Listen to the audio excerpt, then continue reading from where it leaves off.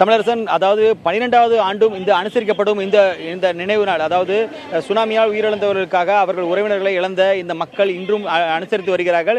இந்த நிலையில் இந்த சுனாமி மட்டுமல்லாது இது சுனாமி போன்ற கடலை பாதிக்கக்கூடிய திட்டங்கள் வருவதனாலும் தங்கள் வாழ்வாதாரம் பாதிக்கப்படுவதாக இன்று இணையம் அந்த சரக்கு பெட்டக மாற்று முனையம் அமைவதற்கும் இது எதிர்ப்பு தெரிவிக்கிறதுமாக இந்த சுனாமி தினத்தில் இந்த அஞ்சலி செலுத்தி அவர்கள் அந்த நினைவுகளை கூறுகிறார்கள். இங்கு இந்த கடற்கரையில் தான் குளச்சல் சட்டமன்ற உறுப்பினரும் அதே போல இந்த பகுதியை சேர்ந்த கிள்ளியூர் சட்டமன்ற உறுப்பினரும் இணைந்து இங்கு மக்களோடு இணைந்து அவர்கள் கடற்கரையில் அஞ்சலி செலுத்தினார்கள். அது மட்டுமில்லாது கருப்பு கொடி ஏற்றியும் தங்களது துக்கத்தினை பகிர்ந்து கொண்டார்கள். இந்த தற்பொழுது பல்வேறு போராட்டங்களையும் இன்று அறிவித்துள்ளார்கள். அதாவது கடலில் இறங்கி போராட்டம் மற்றும் அதே போல மனித சங்கிலி போராட்டம் மற்றும் கடல் மண்ணில் பொதிந்து கொண்டு போராட்டம் என பல்வேறு வகைகளில் இந்த துக்க அனுசரிப்பு மட்டுமில்லாது தங்களது இணையம் துறைமுகத்துக்கு எதிரான எதிர்ப்பையும் பதிவு செய்கிறார்கள். அது குறித்து நம்ம சட்டமன்ற உறுப்பினர் கிள்ளியூர் சட்டமன்ற உறுப்பினர் ராஜேஷ்குமாருக்கு அவரிடம் கேட்கலாம். சார், சொல்லுங்க, இந்த சுனாமி தினத்துக்கு என்னென்ன மாதிரியான அஞ்சலி செலுத்திட்டு வரீங்க?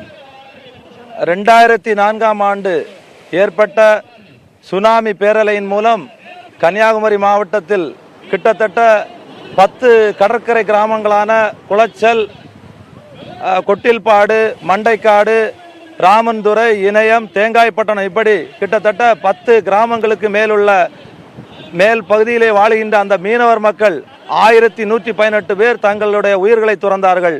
இந்த பேரலையின் மூலம் அவர்களுக்கு நினைவஞ்சலி செலுத்துகின்ற வகையிலே இந்த துக்க நாள் இன்றைக்கு இந்த பகுதியிலே அனுசரித்துக் கொண்டிருக்கின்றோம்.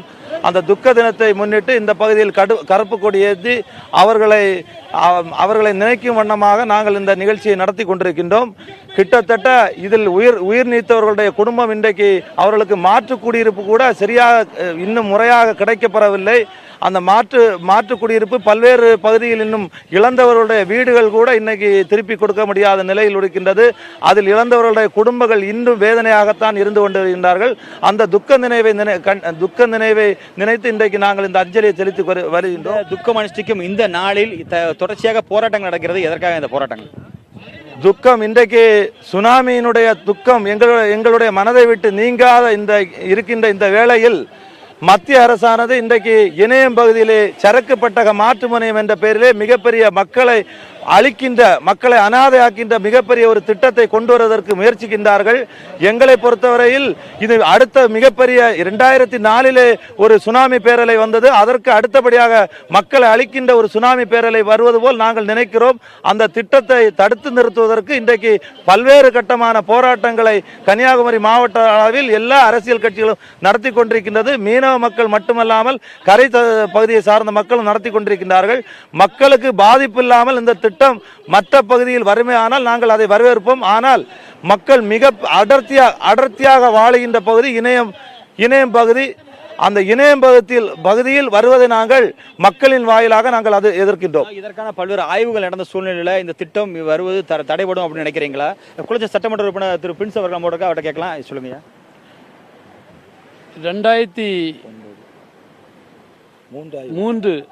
2003 இந்த கடற்கரையில் இந்த இணையத்தில் ஆர்வம் வைக்கணும் அப்படின்னு 3 முறை ஆய்வு நடத்தியிருக்காங்க. இந்த ஆய்வுகள் அத்தனையுமே இந்த இடத்த குறிப்பிடலை, முக்கியப்படுத்தலை. இணையத்தை ஒரு தேர்ட் பார்ட்டாக தான் வச்சுருக்காங்க.